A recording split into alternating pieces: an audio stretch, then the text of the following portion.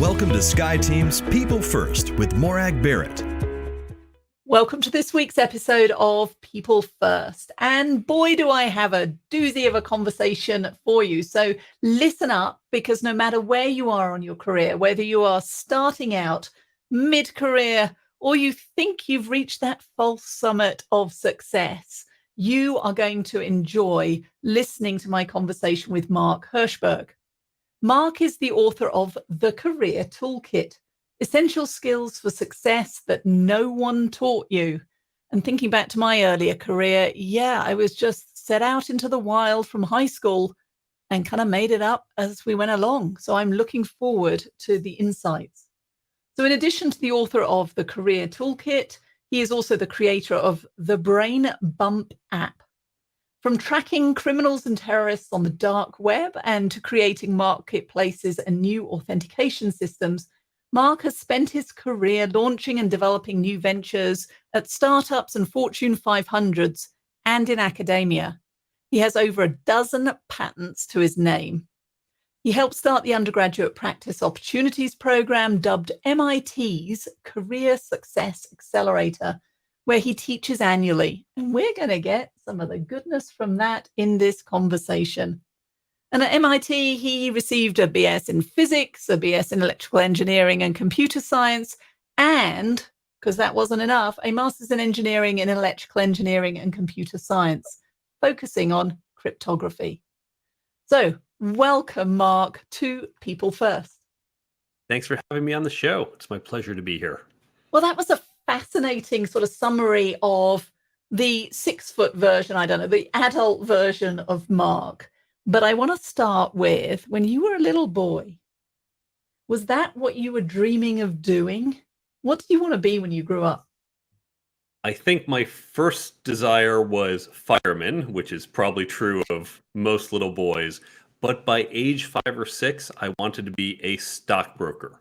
Once I understood what the stock market was, I said, stockbroker, that's the plan. And that lasted until I was about age 9, when I learned about physics. And that put me on the path to physics. And then in 9th grade, I learned about computer science. So I said physics and computer science. And that's how I got here today. Oh, I love that. So I too studied physics and applied mathematics at high school. I was going to be an engineer. My dad was an electrical engineer, but ended up in finance. So we have something else in common. So interesting. All right. So we're here today to talk about your book, The Career Toolkit. So what was the inspiration behind the book?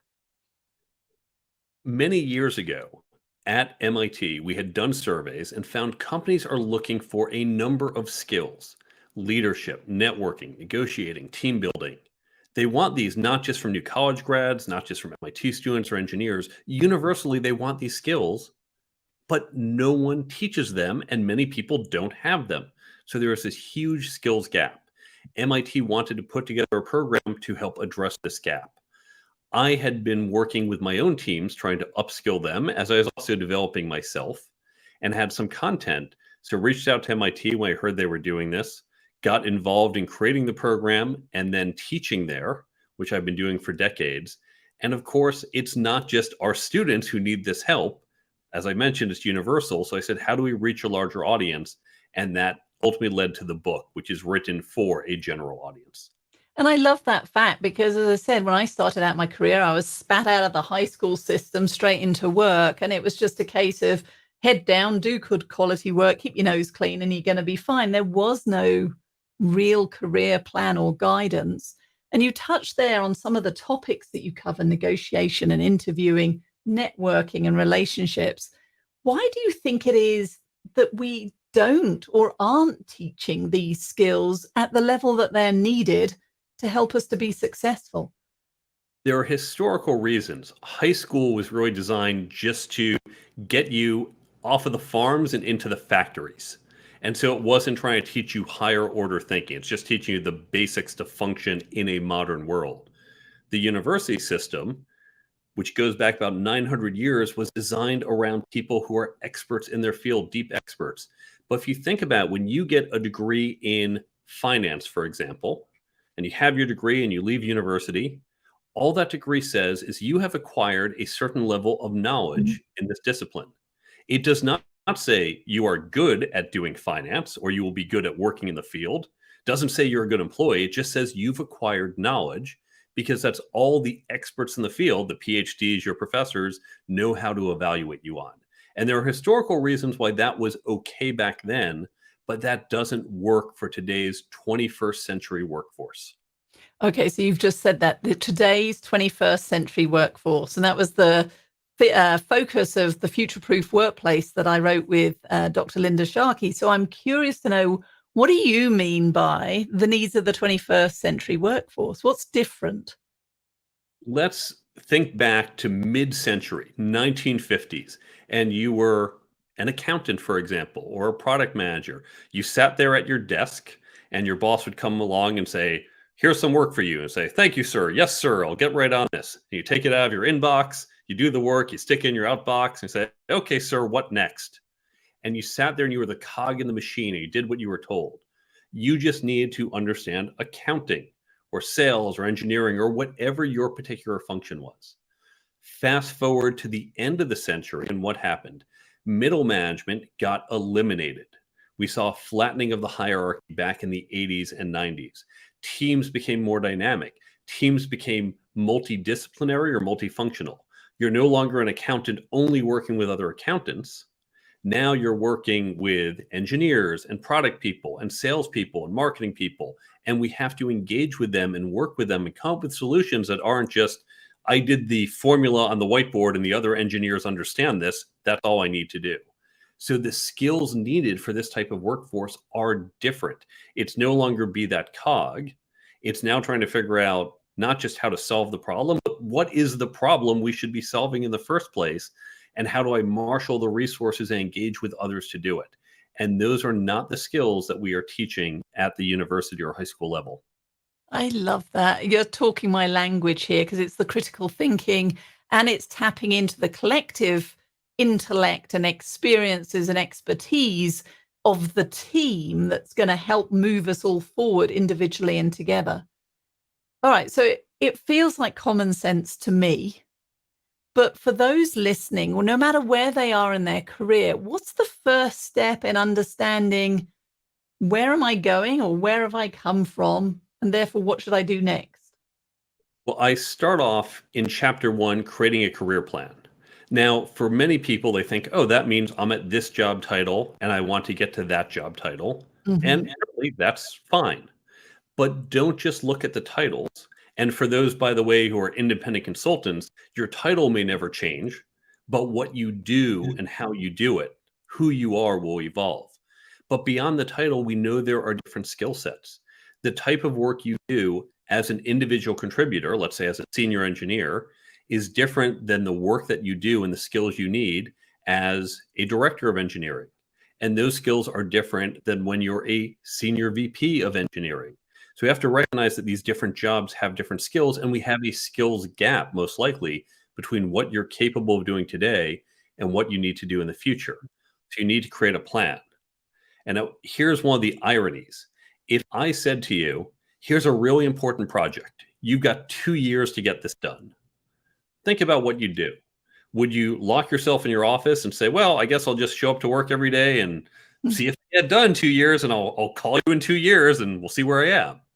That's insanity. Of course, any of us know, well, you create a project plan, you create a schedule, you create a budget, you have check-ins. How am I doing? What are the risks? How do I minimize those risks? Do I need to adjust my plan? We all know how to do this. But now imagine it's not a 2-year plan, but a 20-year plan. And it's not just a key project. It is everything. It is your career. And that project, whether it succeeds or fails, has a big impact on your life. If you need a plan for 2 years, why do you not have one for 20 years? Yeah. So I'm coaching a CTO of a technology company right now, and she was bemoaning to me that you talked there about the different skills needed at the leadership level, that her VPs were not operating at a leadership level high enough.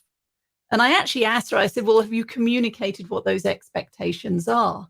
So going back to your comment there about how the skills change as we move through our careers, whether I'm the CTO communicating down or maybe I'm at the first rung of that career lattice and looking up. How do I find out what are the skills and how they shift and change by leadership level?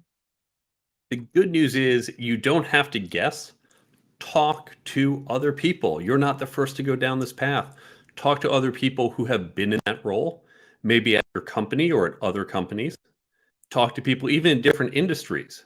Hey, I'm a director of whatever managing a team for the first time, and I might be a director of engineering, but some of the challenges of hiring and managing people and communicating expectations, a director of marketing or director of finance has those same types of challenges. The words might be different, the domain might be different, but the actual challenge is similar. So talk to other people, talk to obviously your supervisor, talk to your peers and subordinates about what they need. If you look at a job description, they are generally poorly written. The job description simply says, here is the knowledge you need and the experience you need. And sure, that's important, but it doesn't get into the teamwork, the communication, the leadership. They might say, oh, strong communication and leadership skills. I see this all the time. Admittedly, I used to put that in mine, but it doesn't really get into what specifically. Because the way you lead a team of 10 people who have worked together for the past 5 years, worked very well together, had a lot of success, is different than the way you lead a team that might be 20 people, half of them have turned over, they're very demoralized, and they're distributed.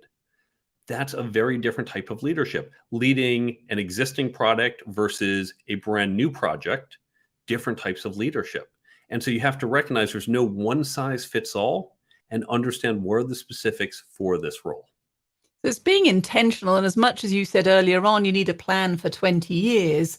It's a plan for 20 years or 3 years, but it's not set in stone. It has to be flexible for what is important right now today, either for this project or for this person or for this next step in my career. That's exactly right. And this is what trips people up because they say, how do I plan for 20 years? Well, how do you plan for 2 years? You certainly don't know at the start of that project what you're doing on day 568. You have Yeah. no clue. But you can plan out the next 30 or 60 days, and then you have placeholders. Well, this is what we'll do the second quarter, the third quarter. And of course, you'll adjust as you go. And the same is true for our careers. We're going to have it a little fuzzier the further out we go, and we can adjust. But you definitely want more concrete things earlier on. And what I recommend is people break down their career into short, medium, and long-term plans, with the short being the most concrete and the later ones being a little fuzzier and obviously much more flexible. Yeah, it was Reed Hastings, I think, in his book, who was talking about how careers have moved from careers for life, if I think about my grandparents, or careers at half a dozen companies, if I think about my own dad, to being much more of a portfolio approach where we arrive and maybe it's 6 months or a year at this company, maybe it's 3 years. That seems like a long luxury. But what we're doing is collecting experiences that make us flexible for the future. And comes back to the career plan. It's not hanging your hat on a job title 20 years from now, because as you and I know, many of the job titles around today didn't exist 20 years ago, let alone 2 years ago. Just a side note, that's a common myth. And if you read the book, The End of Jobs by Jeff Wald, he points out that actually the time we spend in jobs has only changed mildly in the last 70 years or so.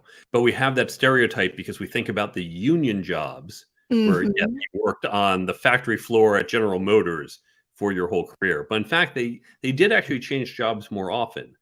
But one of the challenges we have is that the job that I will have in 10, 20 years may not exist today. If we think about my own field of cybersecurity, when I graduated college, you could work for certain government agencies. You could work for big tech, which back then was Microsoft, IBM, maybe AT&T, and that was it. But now there's a whole bunch of cybersecurity startups. Now every small company, the dentist office says, I have a cybersecurity problem. So the jobs themselves are evolving, whereas the jobs that existed in 1922 weren't that different than the jobs in 1952. So in the book, you've broken your insights into 3 sections. Tell us about those. The 10 skills are broken into these 3 sections. So let's enumerate all of them. Section 1, careers. So chapter 1, as we talked about, creating and implementing a career plan. Chapter 2, working effectively. Things like managing your manager, understanding corporate culture, corporate politics. Chapter 3 is interviewing. Now, there's lots of content on how to interview as a candidate, but many of us have to hire our peers, and we get Mhm. no training whatsoever on how to interview other people. So I look at it from both sides. The second section, leadership and management. So there's a chapter on leadership, and then we look at the people side and the process side of management. And those chapters don't apply simply to people with senior titles or people under them. They apply to everyone, including individual contributors. In fact, all these chapters do. And then the third section, interpersonal dynamics, covers communications, networking, negotiations, and ethics. So I love the way it's structured, and it was inspiring as I read the book. And of course, that section on networking, relationships, it's close to my heart.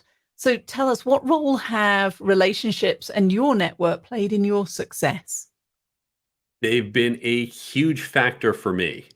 It's helped in everything from finding jobs, and that's how we first start to think about, but also as I've hired other people, as I've gotten customers and partners, internal networking has been really important to fight some political battles or just be aware of things happening, opportunities and threats in the company or in the industry. It's helped me when I've gone down unexpected journeys, like writing this book. I never expected to write a book. And when I realized I was writing one, the first thing I did was I reached out to a bunch of friends of mine who were authors. They were not people in tech, but I have a diverse network, and they were able to give me guidance. Your network, really, you need to think of it like we think of cell phones these days. When you think of your cell phone, you say, oh, I don't have to remember things anymore. I don't have to tell you what's the fastest land mammal because I'll pull up my cell phone, I can find it. I have access to this whole set of information at my fingertips from my cell phone.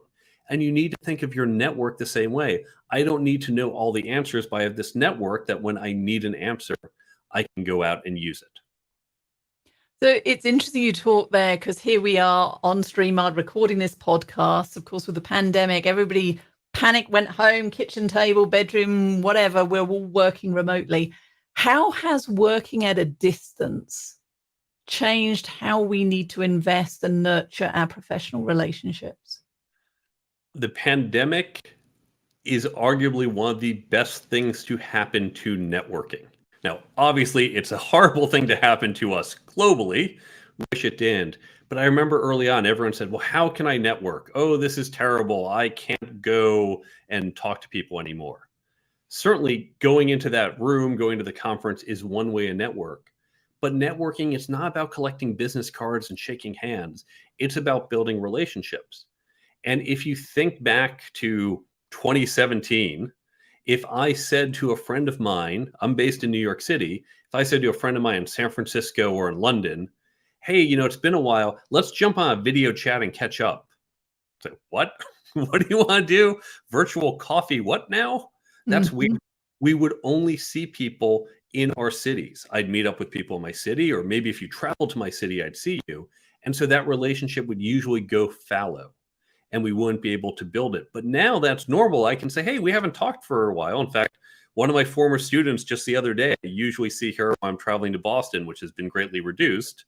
I said, let's catch up by video. And so we're able to do things, and now it's a little more natural. So what we've done is extended the reach, extended the psychology of our network from our city to globally. And that's a great way to continue to build relationships. So one of the patterns I'm seeing with the less experienced leaders, the less thoughtful leaders, is that they're jumping on the Zoom call or the WebEx or the Teams meeting, and it's just like, Mark, where are we at? What's happening with the project? They're not investing as much time in the small talk of how you're doing, what's happening with the family, and so on. Is that a pattern that you're hearing from other leaders in your network? It is, and even goes further. As we're looking at hybrid workplaces, which, by the way, at the time of this recording, it's still not set in stone for me. We're recording this at the end of the summer 2022, and what I've been saying for years, if we stick to a hybrid workplace for another maybe about 2 years or so, I think it will become the norm. However, if we get a recession, and we're already starting to see, certainly the markets are wavy. We haven't seen impact on the labor market, but imagine we get a big recession and all of a sudden the labor market starts to soften. Then companies can say, okay, we do want you back in the office, take it or leave it, and we can undo what we're doing. But let's assume we stick to these hybrid models where we're in the office 2-3 days a week. The mentality of a lot of junior managers is, okay, well, in the office, we have to really be productive. You have to get your nose to grindstone, cut the water cooler conversations, focus on work, because you're not here most of the week. But in fact, it's the opposite. It's when we're in the office is when we need to build those relationships. And some of that is the water cooler conversations and tell me how are your kids doing and what's going on with you, because that builds the trust, that builds the connection. And that's much better in person than remote. I can work on that spreadsheet from home just as easily in the office, or I can jump on a Zoom with you and we can collaborate on the spreadsheet. But that water cooler conversation is harder remotely. And we need to emphasize that when we're in the office. Yeah, we're encouraging our leaders to have scheduled spontaneity. So whether it's Friday at 4 o'clock, and even if you don't get the person live because of time zones, is at least leave a message that says, hey, Mark, I was thinking of you. Hope you have a great weekend. And then looking at the strategic reasons for bringing people into the office, because, of course, there's no point you coming in on a Tuesday if everybody else is out of the office and all you're doing is sitting on Zoom calls in the office. But what we're seeing is that we are being invited in to facilitate those strategic planning meetings or leadership training, a reason to bring people together, but increasing the opportunities for rekindling those relationships that may have just got a little shallower in the last 2 years. I've been at virtual companies since 2017. And when we would fly people together, we'd also have our dinners together. And that was more social than work. We would do fun activities. So yes, you really have to emphasize and be intentional. I'd recommend tools like Donut or SUP, S-U-P. Disclaimer, it was written by a friend of mine, but I don't have any incentive to recommend it personally. These are tools that help you just randomly connect with others in your company that, oh, we're both in the elevator and we wind up talking to each other. Those tools help create that spontaneity. Yeah, we've been doing something similar. It's like when you're on a call and there's 20 people in the room, if there's somebody you don't know, send them a Slack message afterwards. Just ask for 10 minutes to say, hey, I saw you in that meeting. Help me understand, how do you fit into the big picture? What is it that you do? What advice do you have for me and my career within the organization? And it's another deposit in that relationship and that networking bank account. Excellent idea. So as you look to the future then, and you think about the insights and the ripple effect that the Career Toolkit is having for leaders at all levels and at all stages of their career, what are you most excited for as you look to the future? I think we can not just emphasize these skills because we've heard about them for years. This is not the first time you've heard networking is important or leadership is important, but we can start to shift to really training. We're starting to see the university system wake up to the need for this. We're seeing nascent programs. I don't think they go far enough. But also, I think we're going to realize, especially after what we've gone through with the pandemic and now hybrid workforce, companies that for years have been cutting their investment in training are going to re-emphasize this and see this as a differentiator. And we're going to see more and more programs within companies trying to elevate these skills in their employees. Okay, so how can people learn more about you and your work and obviously the Career Toolkit? You can go to my website, thecareertoolkitbook.com, and there you can see where to buy the book. You can reach out to me if you want to talk to me, if you have questions, you want to bring me into your company. You can follow me on social media. There's new articles I put out every week. There's a free companion app to the book that contains a lot of the highlights and will help you learn and retain it. That's linked from the website, and it takes you to Apple and iPhone where you can download it. And there's an entire resources page of free resources to help you develop these skills yourself and in your organization, as well as other resources for hiring and career planning, all free. That's on the resources page, and all of this at thecareertoolkitbook.com. And I'll make sure all of that information is in the show notes. And I re-emphasize, go to the careertoolkitbook.com. There are so many resources that you can download, but of course, get the book and read it. And better still, bring Mark in to talk to you and your teams and your organizations and help affect change. So as we come to the end of our time together, Mark, what final thoughts do you have for all of us? Think about the following. Let's consider you learn a little bit about negotiating, and you're 32 years old. You have a job offer for £80,000. You've learned to negotiate, so before you take it, you go up to £81,000. If you do nothing else in your career, if you stay in that same job for the next 30 years, you just earn yourself with 5-10 minutes of negotiating £1,000 more for the next 30 years until you retire. A little bit of negotiating just got you £30,000. But of course, you're not going to stay in the same job. You'll have raises, you'll have promotions, you'll get more than £1,000. You'll wind up with tens of thousands, even hundreds of thousands of pounds more just by learning to be a little bit better at negotiating.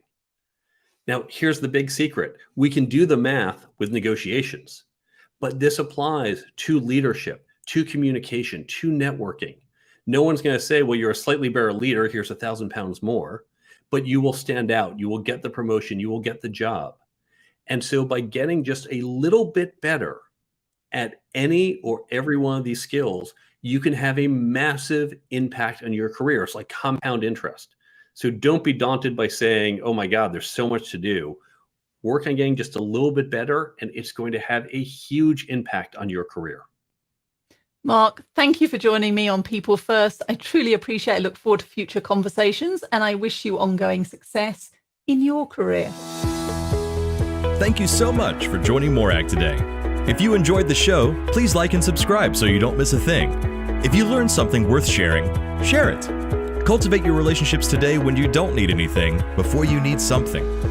Be sure to follow Sky Team and Morag on LinkedIn, Facebook, Twitter, and Instagram. And if you have any ideas about topics we should tackle, interviews we should do, or if you yourself would like to be on the show, drop us a line at info@skyteam.com. That's SKYE team.com. Thanks again for joining us today, and remember, business is personal and relationships matter. We are your allies.